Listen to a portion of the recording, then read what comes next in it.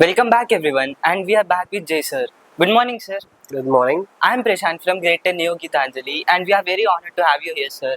And you have already discussed with Nihal about the topic regarding to this corruption. So I am very excited to continue that flow sir. And I also am excited to discuss about the topic of corruption with you today, as you are an expert in this field of crime and related to this corruption. So, despite progress in governance, corruption remained a significant challenge across many sectors. So, we are going to discuss about anti-corruptional strategies took by current society, and also how collaboration, influence, and this current technology are affecting this corruption. So, without any delay, let's go into the topic. Regarding anti-corruptional strategies, what strategies do you think are the most effective in combating corruption? Strategies, if you can say, for anti-corruption. Before you have this law enforcement agencies, because it goes anti-corruption can't be done in like it can be done to the organizations, right? So there are particular law enforcement agencies. You have to be work with them. You have to collaborate with the law enforcement agencies before you proceeding for the anti-corruption. What if it's like anti-corruption is like, as you said, it's a wisely happening thing in the existing world. So you have there are a lot of law enforcement agencies has been assigned from the government of India.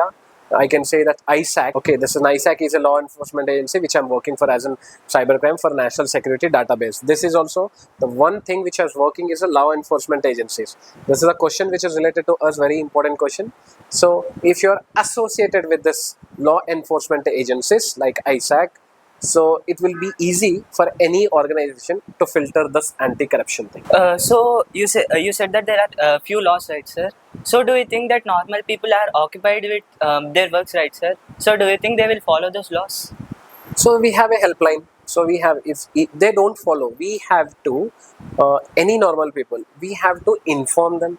We have to generate an awareness how these things happen. Because if you don't know what is anti-corruption or what is law enforcement agencies, they are helpless. You as a public, or you as a servant, you as a student, we as a officers, we have to inform them. So you no need to worry, we are there for us, we are from the law enforcement agencies, we will help you out. You have to describe the problem to us, then we will go over through that problem. So we will go with the law. So we will help them as a first responder. We will take their things and we will file an FIR from our side. We will help them how to solve the problem by the help of law enforcement agencies. Once we are associated with the law enforcement agencies, we will connect cops to reach and sort it out as fast as we can. So we can be as a cop connectors.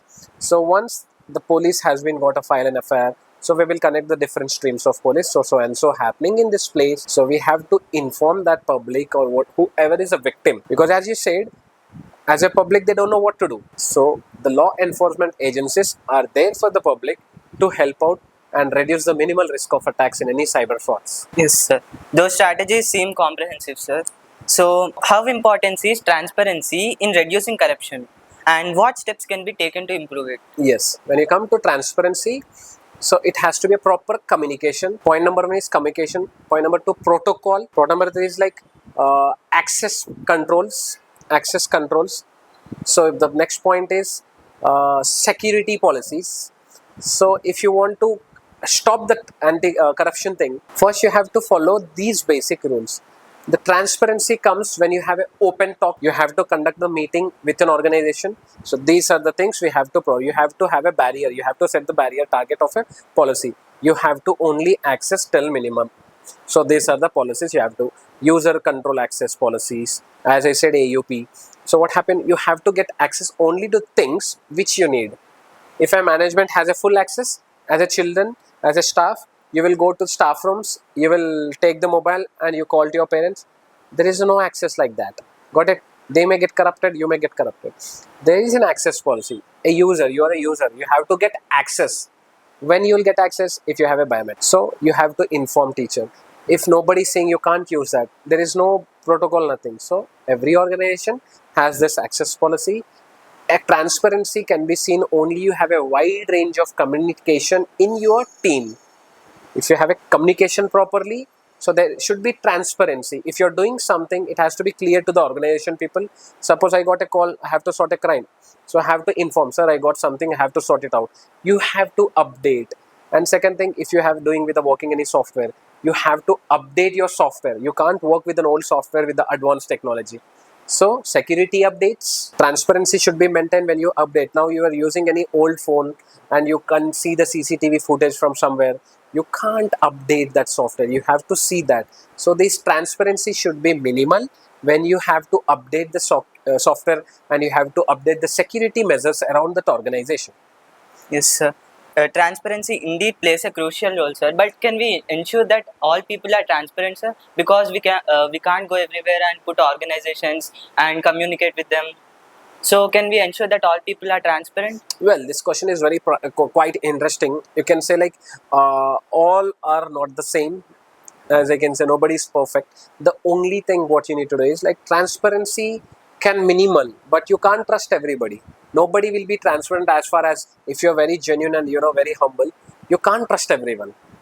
Everybody has, a victim may see that okay, I have to commit a crime. So if he's very needy, he will commit it. Though he is very good, his needs, I want to do that, I want to do that, earn money in different ways, very short time. Because if you don't educate the environment surroundings, the transparency is plays a major crucial role. You have to educate the surroundings as transparency as you can. You will generate the awareness. You can't stop being transparency for everyone. What all you can do is you have to create an awareness.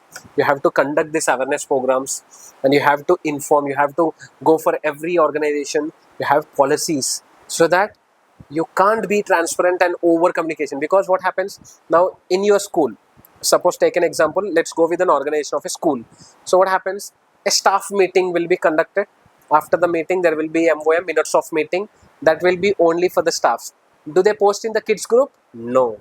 In assemblies, teachers or coordinators will inform to the class teachers, then the class teachers will maintain that protocol. So what happens, you should know what you should know. You should be known what the other teachers of organization. Now you have an annual day of any investitures program, they will organize the assembly in an agenda wise, chief guest, then you have a prayer song, lighting of lamp, then welcome song, welcome dance, like that. So what happens, this agenda can be set by the organization. So you have to only access where you can access. You can only reach to the class teacher, maximum you can reach to the coordinator. You can't directly go to the management, because management will set some assets, will set examples, what a student can reach out to, till at what extent, what are the policies a student have, what are the policies staff. Now if you go with the staff, the policies of securing is like their personal, the account saving, password management, protocol they have to follow. So these things can be done. So if you come with the transparency point, nobody will be transparent, only very less people. Because I have a lot of money and I don't have a lot of money. People who has a lot of money, he can do a lot of things, he might be very transparent. If he is more transparent, then he is losing something. So you should know where to be transparent, you should know where you should not to be transparent. Thank you, sir. That was a wonderful example. So, education indeed plays a crucial role. Yeah. So, let's move on to other phase where I'll be asking questions about how collaboration and influence are affecting this corruption and related to those. Okay. So, how do you work with other organizations or governments to tackle corruption? As I said, we have a law enforcement agencies. If something goes wrong, we will always associate with the law enforcement agencies. What they do, their task is to see the fraud, how far they have been doing this, what is the duration time, how they are doing this, how they are doing this email phishing attacks, what attacks exactly is phishing. Yes, send the link. They'll know from where, they'll track them. Hackers are very smart nowadays. They are very used to AI technology, and the generation you are living in is an AI technology. They may a game, they may be an email, there may be a phishing attack, there may be a hacking attack, they may hack your IP, public IP, through the game, through your security password breach, your protocol, internet gateway protocol breach. They have all access, but you are the one who are giving the access by playing unwanted games and everything. What happens to them when you go for this? So you will be in a dilemma whether it's a right or not. But the game entertains you a lot. You will be tempted. You will be playing a lot, but you never know what happened in the background. So the things we have to be very safe, secure is like you have to go with this thing, whether any device or anything, there are some policies which can be safe of these things. So you have to always do not go for OTPs and everything if any game or any mobile access you're getting from any outside world. A phishing can be done, a hacking can be done in a blink of a second through a game. If you install any software, it can be done.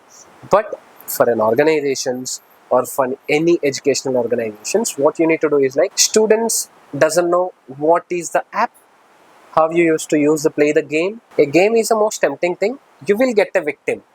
You will be the victim by playing the game. You never know. You will be intense. But the numbers linked to your father devices, accounts, and everything, you never know. If ask OTP, you will just type and you play.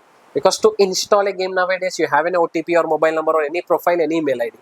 So as a kids, you don't have an access to the mobiles. Of course, you have it, but a lot of kids doesn't know because in early age, they're getting at the age of 6, at the age of so they're very used to the device. They don't know what is it. Obviously, you'll get your parents' phone, right? So the amount of data encryption can be generated. The same thing at the same time, the hacker also encrypt your device. He makes sure that you can't access your device. He will hack it. He will encrypt all the data process of your organization. Then if it's very valid, he can act as your file will be as you said influencer, your file will be released by the influencers like so and so, your photos will be morphed and like that. So what happens here, you will be panicked, you don't know what to do. They'll ask some ransom. This is what called ransom malware attack also. So what happens, they'll demand an amount. You will be so emotionally distressful. You have to be, then you will think sometimes as a kid you can't inform to the parents. There will be a situation you will self think like, okay, what should I do? You will be under immense pressure emotionally. You'll be so down. You should know whom to say these things, whom not to say. So what you do, you go to your parents honestly. If you're very good, if you're very, you have to be, as Nihal has spoke to me, so you have to be very clear with your communication. So you have to address your parents or teachers. Ma'am, so and so, I didn't knew that I did like this. Transparency. So I didn't know. Your communication, your transparency should be very clear. So these things won't be happen if you're, because as a kid you will be panicked. You have only option whether in school to teacher, to mama or your father. These things only you can say. You can't go and say friends will tease. They can spread very quickly. If you got anything information, Arey, Prashant has gone done like this, in a blink of 5 minutes or entire school knows about you. So you have to maintain transparency where you have to maintain. I already told that. So this kind of things of protections you have to follow. So you will be safe all the time. Yes, sir. Collaboration seems the key here, right? Yeah. So collaboration speaks a lot. That's what I said. When it comes to collaboration, you have to collaborate with law enforcement agencies like ISAC. Sir, can we trust those government law enforcement, sir? Because, sir, recently there happened electoral bond scam. So can we really trust government regarding this corruption? Okay. In that, so point is like if you say the government. So what happens here is like according to the protocol of government, everything should be assigned very particularly. Nobody will do that. But you never know from where you are passing the electoral device, who corrupts the software. Most probably it can't be done. But if happens, a lot of rumors have been spread in the news, right? So a lot of rumors spread. It may happen, but you never know what happened over there. At the end of the user, you never know what they have done, because that electoral board should be traveled everywhere around the corner of the cities or countries, right? In our Indian country, we have a lot of states, so we have to distribute according to the electoral post only. We will go for it. So I don't think so that government, you should always trust the government. Government never do these things. The people, mediators who are very not, have a lot of awareness due to their political pressures or something, somebody ransom hacker will fall into, they pressure the government people, they might have been done. So it's like a unpredictable thing for us, as like for government you have to always trust the government agencies.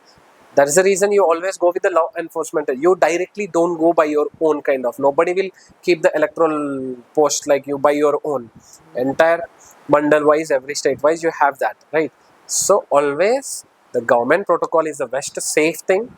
If a person is going out of the breach of the protocol, they can do that. Unknowingly they can do that.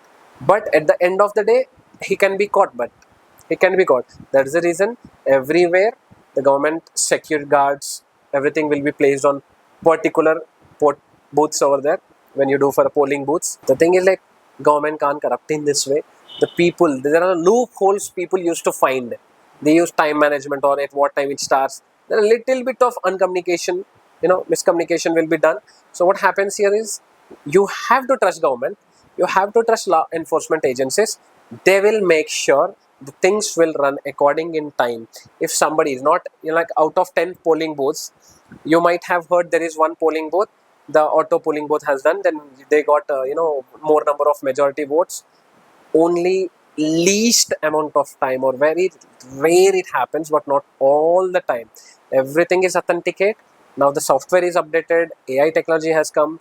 In this coming generation, it's little tough for them. So trusting is up to Trusting some is up, yeah, extent. trusting is up to some extent. If you have collaborated with the government law enforcement agencies, then you can trust. With the fake of any other, yeah, we are a law enforcement agency, we are associated with government, we are collaborated with government, you can't trust them until unless you have a proof of evidence, where they have from, at which year they have started. You have to always check the government law enforcement agencies which are associated with the government, from how long is, date. If you go for past 10 years they are working with the government, then you can trust. You can get a new law enforcement agency, just we have started a year before, sir, you can't trust them. So you have to see what are the working profiles of these law enforcement agencies, how long they have been worked with the government agents, then you can trust it. Thank you for sharing your opinion, sir. Thank you. Sir, can international cooperation play a role in reducing corruption, and if so, how do they play? See, once if you go for international, see, first our country has to do the job to reduce the corruption, right? So if your country already, we are living in an amazing country, you know that our country has to take care of our policies. International countries, if you have an technology wise, if you ask, you have to get update, you have to get updation of every software. If you don't have any software, we'll inform the advanced countries to provide the software. Using those softwares, you have to update our system, then you can reduce corruption. It's all all because of the security protocols. If your programmer is a lot of Indian programmers are very highly reputed, and they will create an amazing security protocols. What happens here, international countries, if you ask for, if your country is not taking care of your problem, how can you expect us to do the solve? We have to collaborate with the technologies which we are using. We have to get the most advanced technologies to reduce the corruption. Suppose the point number one, to reduce corruption, biometric access. Biometric, at the time we have a thumb, the same time we have a photo biometric, live biometric access. The moment you go step in, it recognize your face, then you can access in that. So those kind of a softwares will be developed in every organization to stop the corruption. You can't fake or theft an identity unknowingly. So you're coming to school, if suppose take a government agency or very big law agency, you have to address, you have to access through your unique identity fingerprints, as well as your biometric eye retina scanner. So if you get updated technology from the international people, then of course you can reduce lot of corruption. But before that, India is very technically gone, very smart. We have all the equipments, we are doing the best sense. If we want a help, we will order to the international cities, countries, to do this for us. So we can do it for you, we can collaborate to to minimal the risk of attacks. So anything, it has to be transparent on paper, because when you go with the government, you have to go with a very strong protocols. When you're going for an abroad, overseas countries, so you have to risk the factors, and you have to be very clear with the your country protocols and international country protocols. Excellent way of thinking, sir. But at a broader view, it's good to collaborate with international cooperation, sir. But let's take it a narrow way, sir.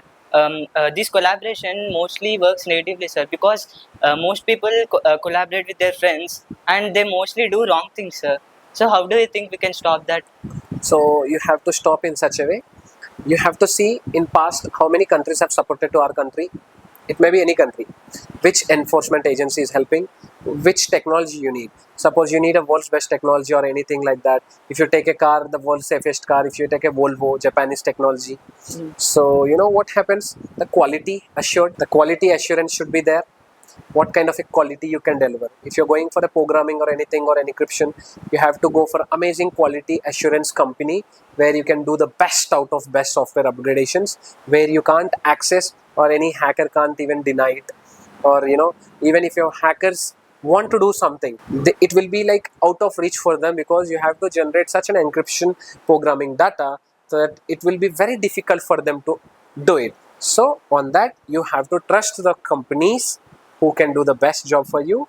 Then only government can't give it to the freshers, because if a high risk things, you will do and a very important collaborations only. Of course, if doesn't collaboration doesn't work, you have to address to the companies which they can do fit, because everybody demands in such a protocol way. So what happens, the other company will do the job for you. You have to give it for the top companies who can make sure the things can happen. So this is the only way, a government. Thank you for sharing your point of view, sir, and thank you for patiently answering our questions, sir. So you have cleared all our doubts, sir. And next session will be taken over by Master Likit Virinchi, sir. So till then, you can have a break, sir. Thank you, Prashant. It was nice to meet you. Thank you. Good job.